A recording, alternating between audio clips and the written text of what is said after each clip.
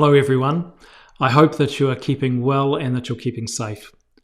I want to speak to you just for a couple of minutes about the implications of the change in government regulations which allow for gatherings of up to 100 people. This clearly means that we can reopen our churches for public worship.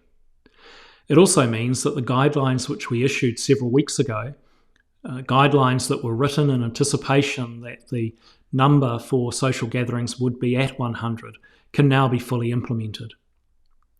You'll remember that throughout this process of levels, we have tried to say as clearly as we can that we want to care for the most vulnerable in our community. We've found this verse from the letter to the Philippians to be particularly appropriate. Do not merely look out for your own personal interests, but also for the interests of others. Under Alert Level 2, the government has encouraged us to work to reduce the risk to ourselves and to others. While we begin to explore what might be considered the new normal, where possible, we've been asked to continue to limit our contact with others, to stay at home and to stay connected virtually.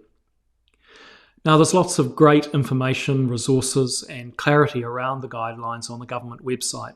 So do go to covid19.govt.nz and read that material in conjunction with our diocesan guidelines. As you know, the government has said that from 12 noon on Friday, gatherings can be held with up to 100 people. There's now been an additional guidance which says that those who are leading services of worship can be in addition to that 100 threshold. These new limits apply to your home, to events outside of the home and in public venues, including churches. When holding a gathering, we're still encouraged, play it safe, maintain hygiene standards, make sure you do contact tracing, keep the social distance. All of those kind of things are still in place. Government's also indicated that by the 22nd of June, they will be able to let us know the timetable for moving to level 1 from level 2. So, churches may reopen for public services. It is still our position in the guidelines that communion must be in one kind only where you hold a Eucharistic service, so only bread, no wine. Congregational singing is still not permitted under our guidelines. We're waiting for government guidance on this. There is growing evidence of singing being responsible for what's been called super spreading, including a number of choirs where members have become seriously ill and a number have died. The government, the Ministry of Health, is currently looking at the evidence that is growing around this and are committed to providing us with guidance. Until that guidance arrives, my view is that it would be inappropriate to allow for singing, congregational and communal singing. There should be no food or drink offered at level 1, until level 1 rather. So you'll see that in the updated guidelines from the government, they are allowing for cups of tea and coffee. However, when you look into the detail, they are still very stringent requirements. People have to be served. You can't receive food off the same plate. There are stringent sanitizing requirements. And our view is that it is simpler and more straightforward to wait until level 1. Let's take it one step at a time. Start simply. Take small steps. Don't try to begin everything in one go. Consider simply gathering for prayer and community support. I strongly encourage you to consider not beginning with a Eucharist. As much as we would all love to be able to receive communion again, the additional logistics are significant. And it's probably better just to begin simply and work your way towards that. As we've said in the detailed guidelines, the site has to be prepared carefully. There's lots of information around how to do that.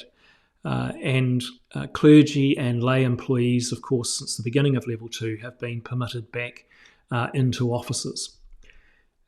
And you have done amazingly well in preparing the facilities that are currently in use, and I thank you for that. Now, we have provided a template entitled the Action Plan for the Provision of Ministry at Level 2.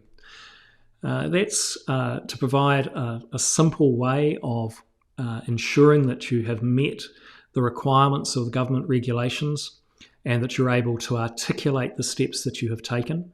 We're also putting up on the website an example from All Saints Matamata, and big thank yous to the Reverend Andrew Evans and his team in Matamata for a very helpful and comprehensive example.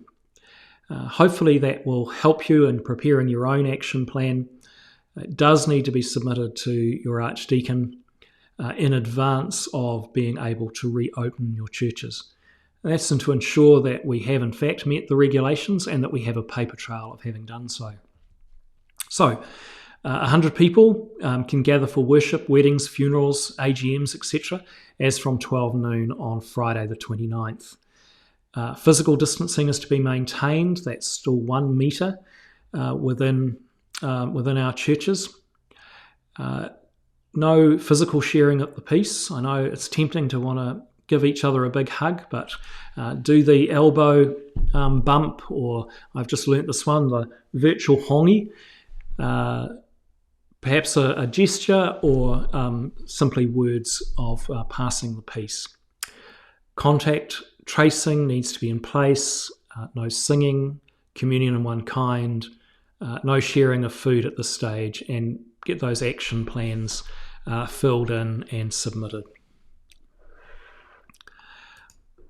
I do want to express my gratitude to each and every one of you for the way in which you have been addressing this pandemic situation.